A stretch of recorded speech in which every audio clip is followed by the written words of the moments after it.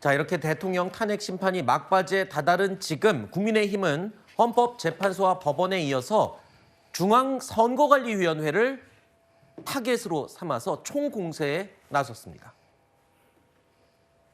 채용 비리와 근무 태만의 온상으로 전락한 마피아 패밀리 선관위에 대해 국민적 불신이 커지고 있습니다. 국민의힘은 부패 선관위 개혁을 위한 5대 선결 과제로 외부 감시, 견제 강화를 위한 특별 감사관 도입, 선관위 사무총장에 대한 국회 인사청문회 도입, 법관의 선관위원장의 겸임 금지, 사전투표에 대한 국민의 불신은 더 이상 방치할 수 없는 상황이 되었습니다. 따라서 이런 사전투표제를 폐지하고자 합니다. 선거 때마다 반복되는 사회적 갈등을 없애고 그로 인한 사회적 비용을 제거해야 할 것입니다.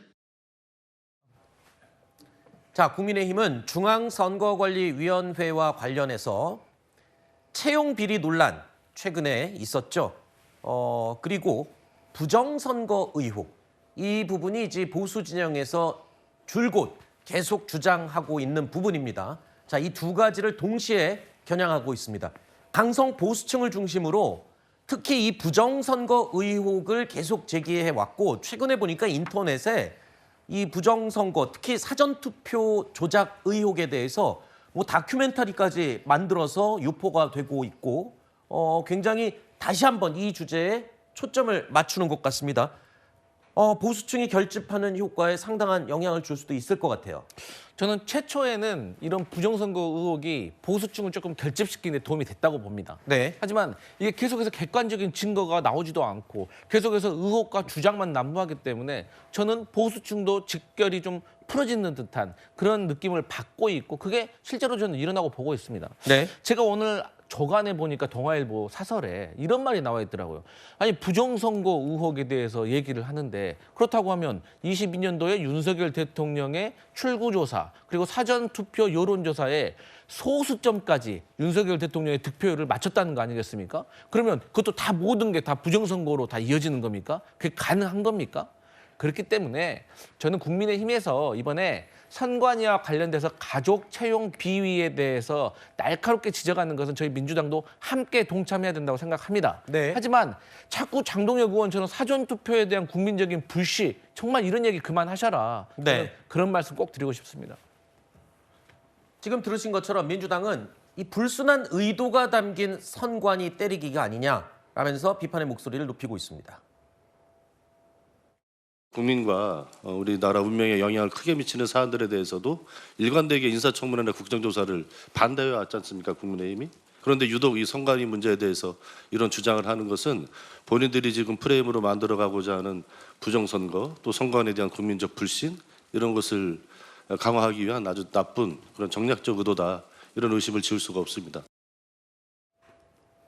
자, 선거관리위원회를 겨냥한 집중포화에는 지금 여권 잠룡들도 본격적으로 가세하고 있습니다.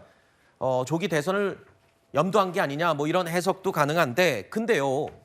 정치적인 의미를 빼놓고라도 최근에 감사원의 이 감사 보고서 내용을 보면 채용 비리가 만연하고 누가 봐도 이거는 선관위가 내부에서 비리가 만연했다 인정하는 부분이잖아요. 그러면 그냥 놔둘 수도 없는 문제 아닌가요? 선관위에 대해서? 그렇습니다. 왜냐하면 선관위는 지금 약간은 회색지대에 놓여 있어요. 헌법상 독립기관이면 불명합니다만 그렇다면 헌법의 독립기관이라고 해서 감사를 받지 않을 자유가 있는 것이냐. 이 부분에서는 민주당은 저는 제대로 된 답을 못하고 있고요. 지금 선관위 보면은 전체 채용된 인원 중에 지난 10년간 800건이 넘는 어떤 채용의 문제점이 있었고 전체 인원 3,000명의 한 10% 이상이 여기에 또 연루가 돼 있다는 얘기도 있습니다. 그렇다면 이것을 과연 선관위의 자체 감찰에 맡길 수 있는 것이냐. 이거는 뭐 고양이한테 생선 가게를 맡기는 꼴이거든요.